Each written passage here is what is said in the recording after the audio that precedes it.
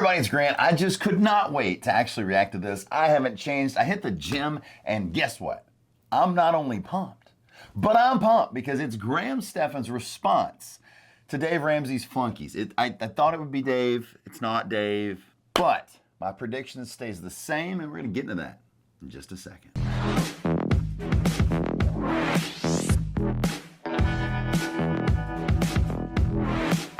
So here's my prediction before we actually get into Graham's response. My prediction is Graham has now been featured on the Dave Ramsey show in the clips to the highlights. And so Dave's not on with them. It's Dave's flunkies, right? They threw their little spice about debt and all their little stuff, but most importantly, they agreed with Graham, right? Graham's very frugal. They agreed with him. If you haven't seen that video, it's linked right here in the description. So I believe, because that video got 120,000 views in very few many days, it's like 4 days old, very few many, that's what I said. I'm gonna go with it. And now Graham's doing this video as of today, April 5th, which you are not seeing on April 5th, but it's when I'm reacting to it. There's a list of content, I can't help it. But truth be told, I really think that video is gonna do really well. Most of Dave's content's getting like 19,000 views. Graham's gonna push it up even more, and Graham will end up on the Dave Ramsey show, making Graham's day.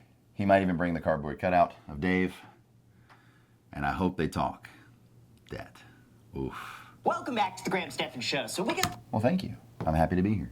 quite a big moment here today, and I'm really excited for this one because This is factual. He is so pumped.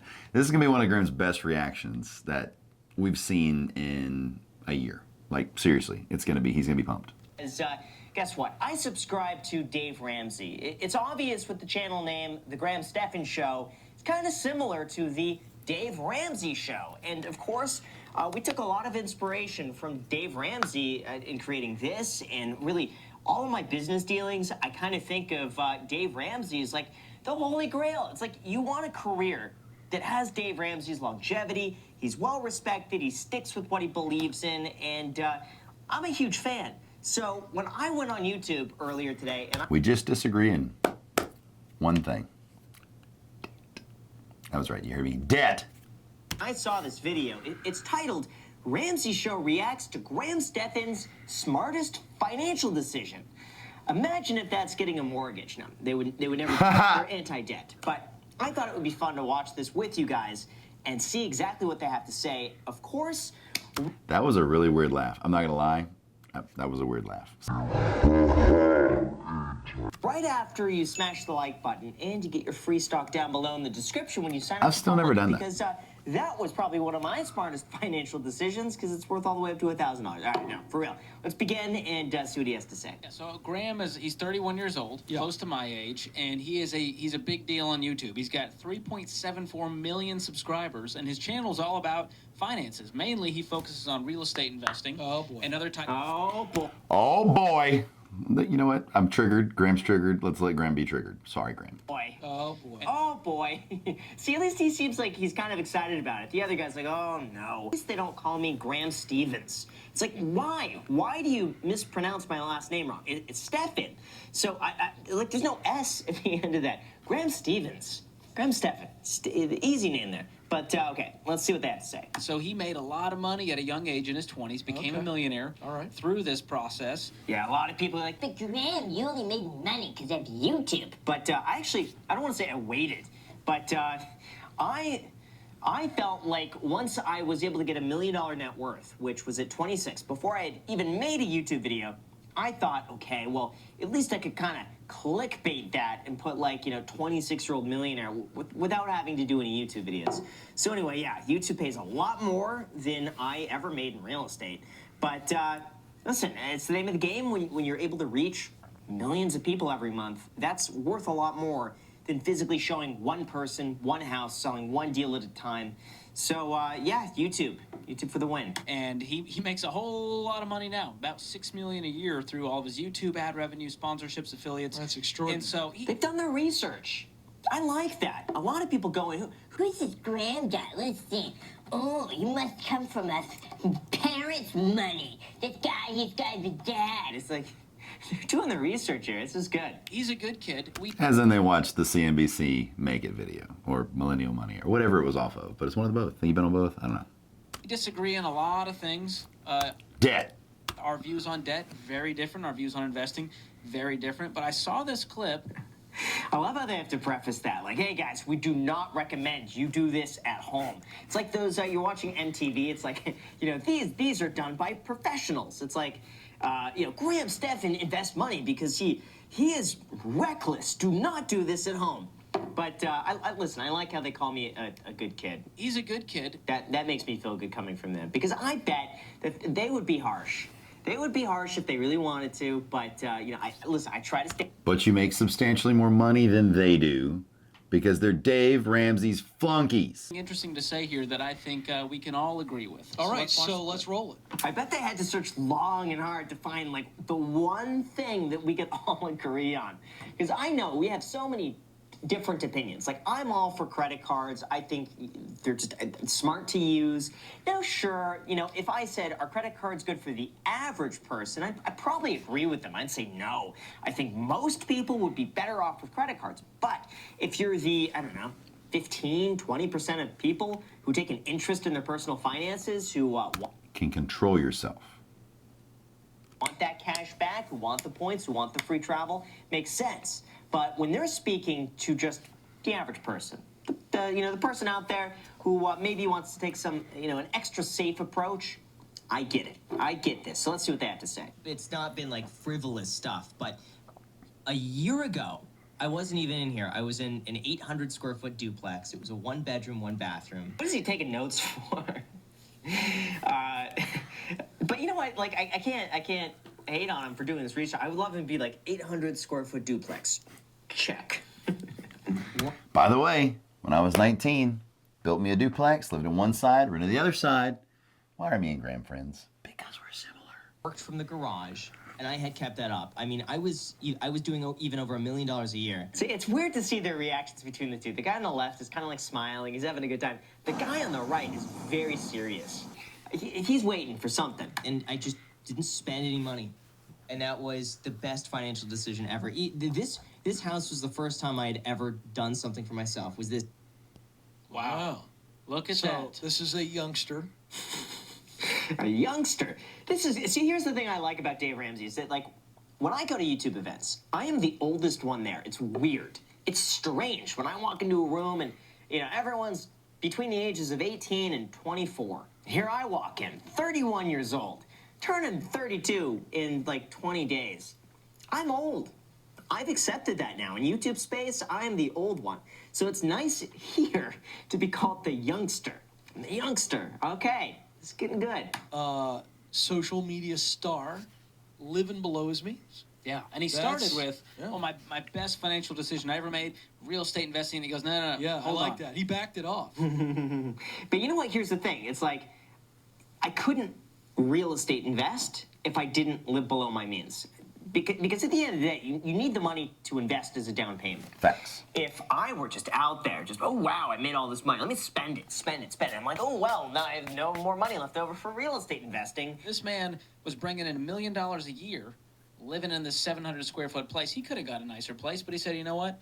I'm going to sacrifice for a period of time so that I can achieve my bigger goals. See, they did the research too. It's very nice because it was I was making well over $1 million a year, and that was my side gig. That wasn't even me really doing it full time. That was me splitting my time between real estate and YouTube because I was so paranoid that the YouTube income would dry up. I was so scared that I would. He still is, but just now he's making so much money that if it dried up tomorrow, he would be upset, but he would still be okay.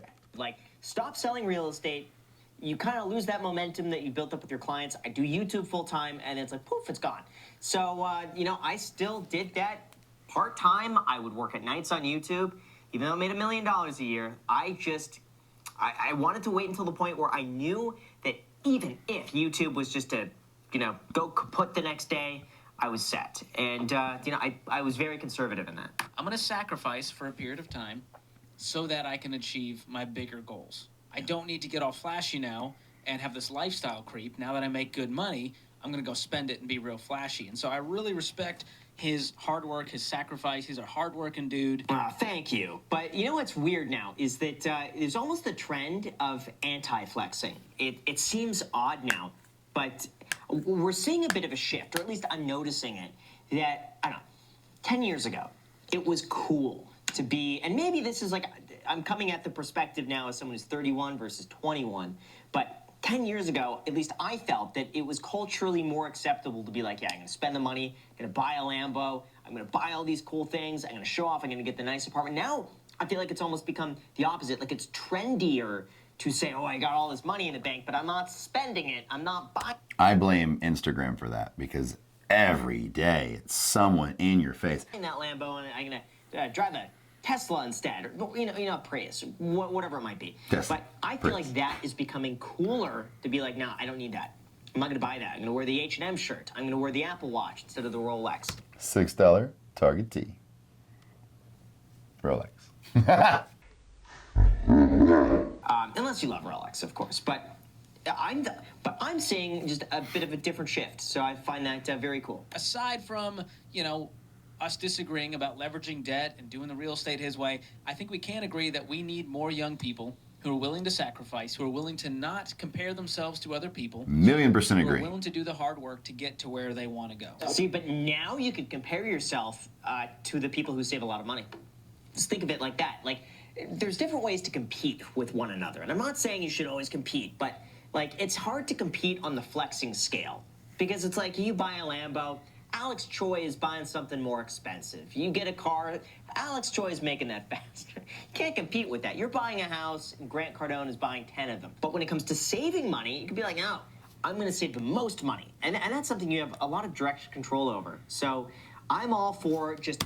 And if you're like, oh wait, no, Grant Cardone can save $1 million in a month or something like that, or Graham, percentage-wise, right? You can still save as the same percentage as Graham. So I wanted to throw that out there because that's pretty cool. Competing, but just being the cheapest at competing, if that makes sense. He was focused on the future, not the present. If I'm present focused, hey, I'm making $1 million, I'm going to start living it up, I'm going to... I like how he warmed up to him. He's like, all right, dude makes more money than me. Dude's cooler than me. Dude's built something cool. All right, let's start talking good. Spend it. If I'm future focused, I don't even think much about my 800 square foot duplex. I love the duplex, though. See, I go back, I have such fond memories of that place. I loved it. And there are, it's weird, but like, you always have moments in places that like really stand out to you. And I loved in this duplex. It got the best natural light. And I left all the blinds open. So it's just like you just get sun. And it's just so nice and it's quiet. You hear the birds. I love that place. And I was so busy working, I don't even notice where I was. To be honest with you, if I were not showing a house, if I were not in the office or in my garage filming a video, I'm either editing or sleeping. I almost never hung out of the house. So it worked very well. Successful people have a focus on the future. They make decisions that are not based on the now. They make decisions that are based on the future. So the now becomes prioritized. It's like, I will make great decisions in the now if I am focused on how they affect my future. That's another big takeaway that I don't want young people to miss. One of our debt-free screamers recently said, you gotta have a vision beyond Friday. Yeah, you know what? I mean, part of it was that my vision was what I need to spend the money on. I mean, what did I really want? I just loved making YouTube videos, and I loved the options and the freedom that money gave me. And that was really it.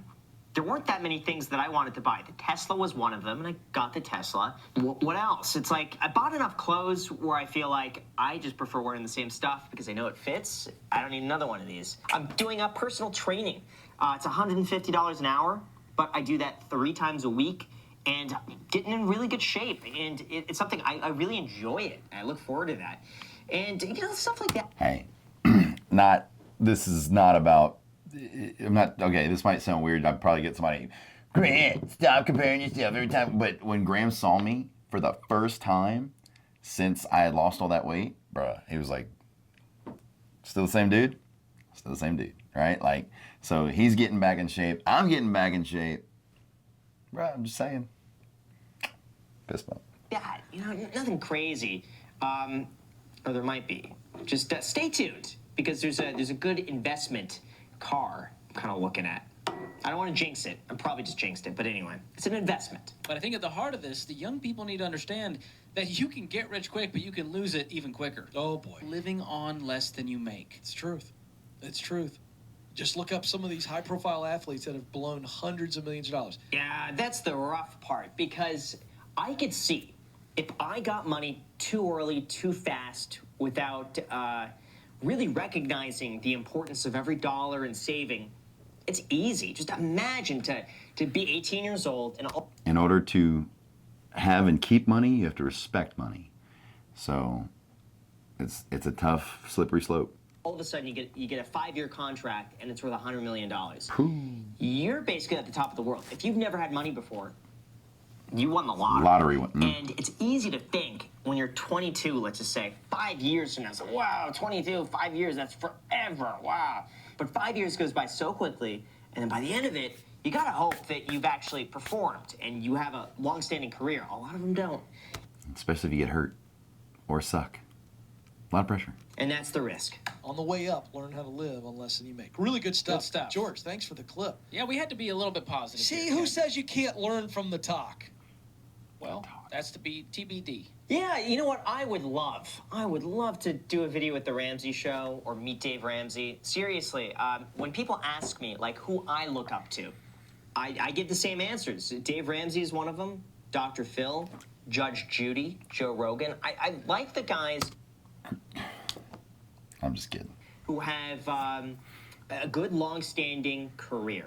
That they're not just, bloop, and then they're done. Yeah, if I could have the opportunity to go to Tennessee where they are, and I'll do that. Just literally just tell me a day and a time, and I'll be there.